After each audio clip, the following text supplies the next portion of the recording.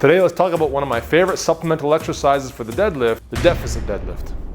There's a few reasons why I really like this exercise as a supplemental movement for the deadlift. One of the first things is that the mechanics stay basically the same. Now we're going to stay within 1 inch to 2 inches at the most, and the reason for this is that because if we make a deficit that's bigger than 2 inches, the angles of our hips and our knees change so much that it becomes almost too dissimilar to our conventional pull and doesn't seem to carry over quite as well. Now another reason why I really like it is to teach lifters how to really push their legs at the beginning of the deadlift.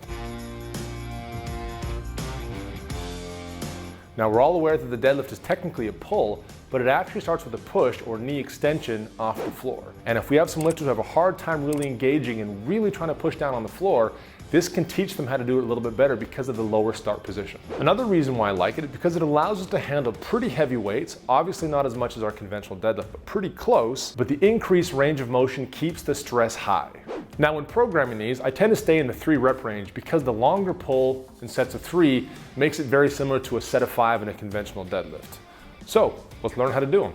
The great thing about the deficit deadlift is that the setup is identical to our conventional deadlift. So I'm going to take my stance, which is going to be 1 inch from my shins, 2.5 centimeters for all you people in Europe. With stiff knees, bend at the waist, take a grip just outside my shins. We're not going to move the barbell. We're going to bend our knees until the shins make contact. Everything is the same. Now I'm going to try to squeeze my chest up tight.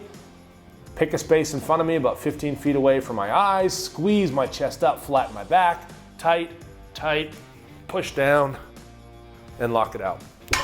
Now this for me is particularly difficult. I'm about 6'7", so 2 meters, and I'm on a 2-inch block here, and with heels, this is quite a long pull for me. So I find this very useful in my own training to try to get through sticky points.